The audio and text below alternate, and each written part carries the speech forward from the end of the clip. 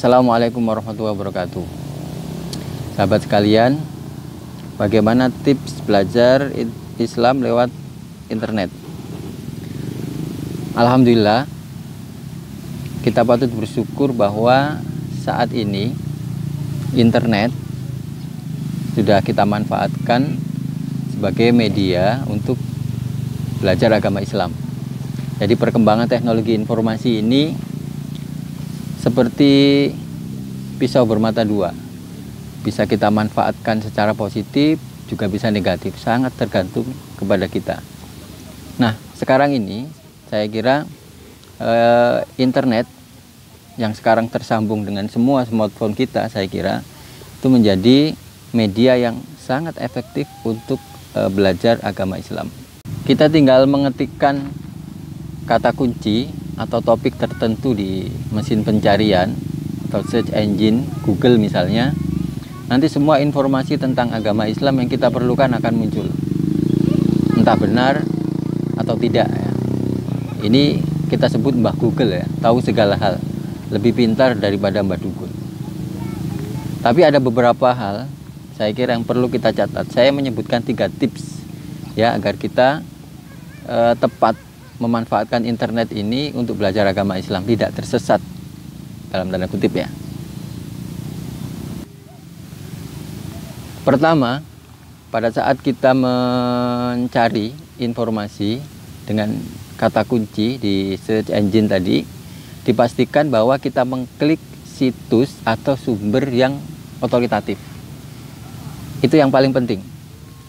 Jadi tidak harus yang muncul paling atas, karena biasanya yang muncul paling atas ketika kita mengetikkan kata kunci di Google itu adalah yang paling sering diklik. Nah, tidak untungnya yang paling sering diklik itu biasanya yang kontroversial, belum tentu sesuai dengan yang kita perlukan, dan juga belum tentu otoritatif. Kita juga patut bersyukur bahwa media-media umum atau media-media konvensional saat ini juga mempunyai kanal keislaman untuk membantu kita di dalam belajaran agama. Tidak masalah asal sumber yang dikutip atau situsnya itu otoritatif. Nah, khusus berkaitan dengan fatwa, persoalan terkini, saya kira lebih baik kita mengakses situs ormas atau lembaga fatwa yang menyajikan keterangan secara utuh ya, fatwa secara utuh. Jadi kita tidak mengakses beritanya, tapi kita mengakses keseluruhan dari isi fatwa itu. Kemudian yang kedua, kita juga bisa membandingkan 2 sumber dari 2 atau beberapa situs ya, boleh. Tapi yang perlu dicatat di sini, kita membandingkan 2 sumber itu untuk meyakinkan kita mana yang kita pilih untuk kita amalkan. Jadi bukan untuk bahan berdebat di tengah masyarakat, terutama untuk persoalan-persoalan khilafiyah atau persoalan yang masih diperdebatkan oleh para ulama. Jadi kita mengutip pendapat itu bukan untuk memperkeruh sebagai bahan perdebatan di masyarakat, bukan, karena kita bukan ahlinya, tapi kita membandingkan untuk kita amalkan untuk diri kita.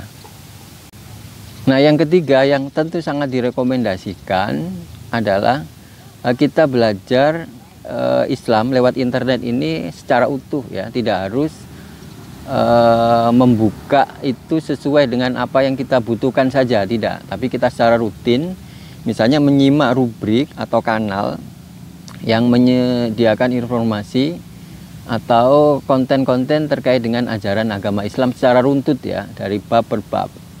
Atau kita yang mungkin agak sulit untuk membaca, kita juga bisa mendengarkan pengajian atau majelis taklim atau pengajian kitab yang dilakukan oleh ustadz atau kiai lewat channel mereka masing-masing. Itu lebih baik ya, jadi kita akan mendapatkan informasi mengenai ajaran agama Islam secara utuh, tidak hanya yang terkait dengan keperluan kita seketika itu. Kenapa? Karena ini kita nanti akan mengamalkan ajaran Islam ini sampai akhir hayat, yang mencakup berbagai aspek ya, tidak hanya yang kita butuhkan ketika itu.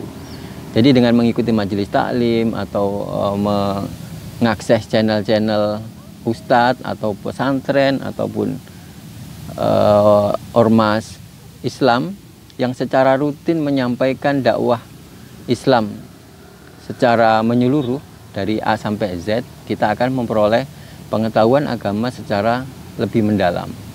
Dan belajar agama ini memang perintahnya itu tidak ada berhentinya. Minal mahdi ilal lahdi ya.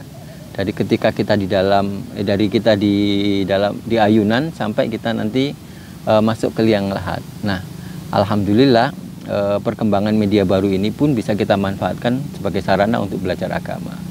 Mudah-mudahan dengan belajar agama lewat internet ini pun nanti akan menambah bekal ilmu agama kita. Tentu yang paling direkomendasikan kita bisa belajar agama kepada para ustadz, para guru secara langsung ya, dengan tatap muka, atau kita membaca buku secara lebih mendalam.